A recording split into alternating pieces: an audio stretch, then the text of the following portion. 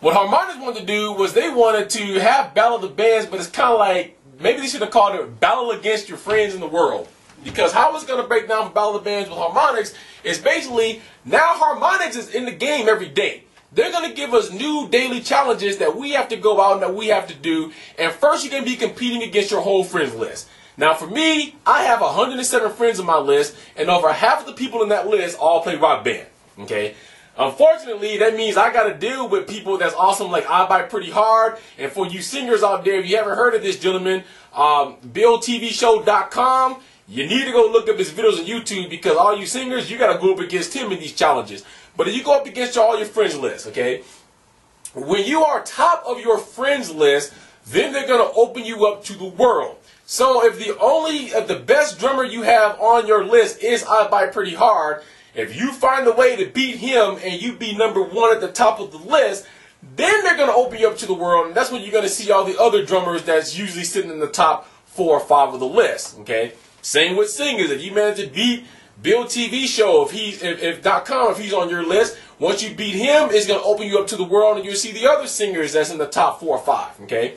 I like that idea, because just like they pointed out, you don't have to have a 4-person band. Some of these can be done by yourself. There are some that's going to have requirements for you to have like a singer or whatever the case is, but not all the time. Also, this is going to get everybody playing every instrument, because they're going to have some guitar only, they're going to have some bass only, some singing only, some drumming only. So for those of us like me who spends about a good 98-99% of my time playing the drums, I'm going to have reason to keep switching now to my guitar, okay, and to the vocals and something like that. So that's how there's going to work. It's more of a Battle of the Band type challenge mode. Okay, the Helmet Winds was joking around because they had came, and they're going to come with new modes all the time. The one she was joking about was they have thrown around one called the Stalker Challenge. Now what that came down was when they went through the whole list of all these songs they put in Rock Band 2, they figured out that they had enough songs about stalking somebody that they could make a whole challenge just out of stalking people, or just out of songs about stalking. Okay, so challenges like this.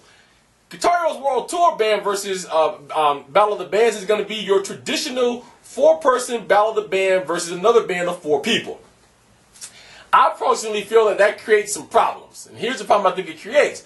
I've read the Rock Band boards for the last 8 months. I have over 1,300 posts, so you guys know I've been reading the Rock Band boards. And I've read the Guitar Heroes boards too. Here's what I read a lot of times.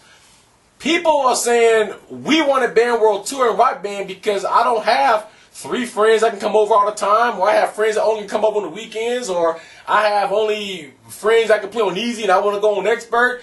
Same with Guitar Hero. Or so, if people's having problems finding 3 friends now in Rock Band just to come over and hook up and play on the expert or whatever, you're going to have some problems finding 4 people. But here's the alternative to that. Guitar Heroes World Tour is going to allow you to go out and look for another 3 people to join the band. Here's another problem with that. Those of you who's played Band World Tour mode, not Band World Tour, I'm sorry, Band Quick Play, I want you guys to really tell me how many times you've waited around for a vocalist.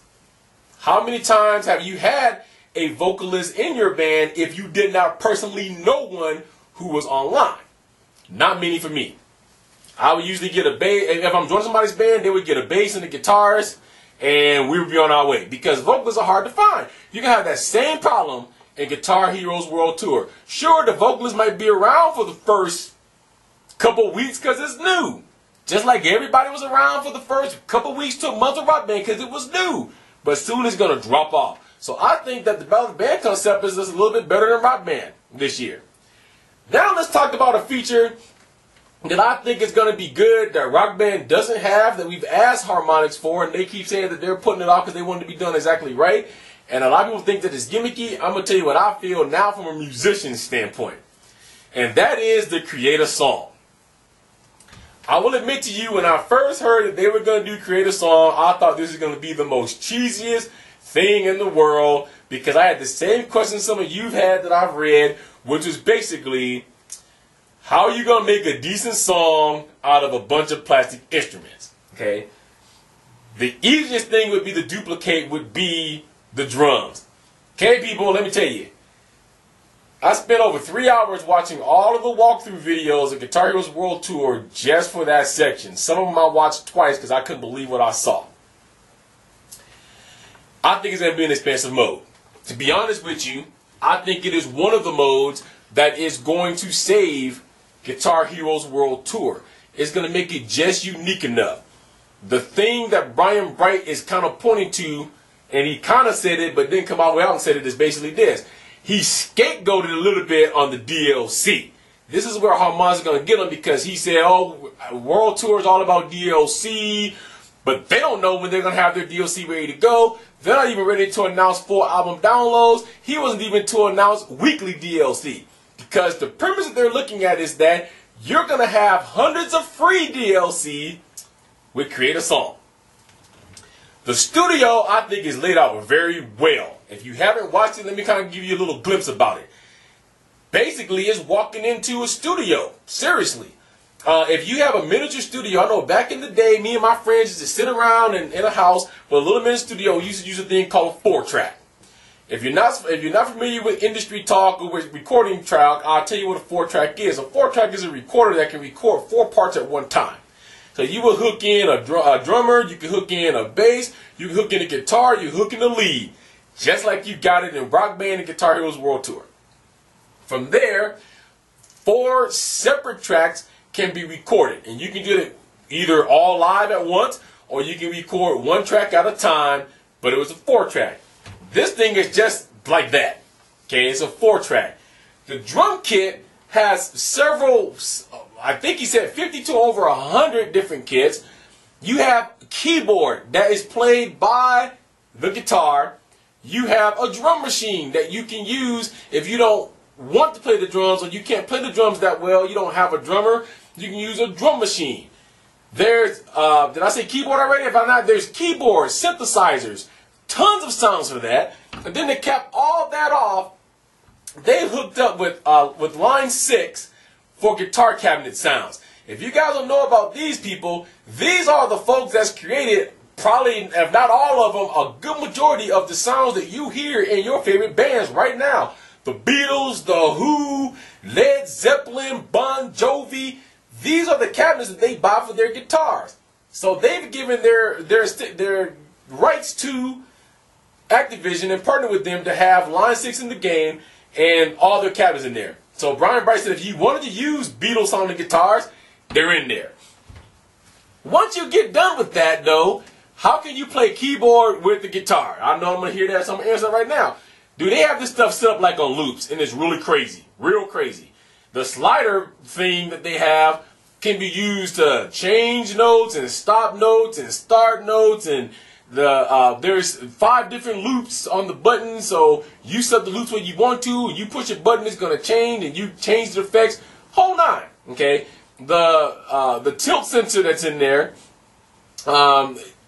tilt it up, it makes it go up, tilt it down, it makes the pitch go down. They put a lot of thought into this. Even down to the final, once you get all this stuff together, you can take it to GH Tunes, which is the mix studio, and you can mix it. You can add notes, you can remove notes.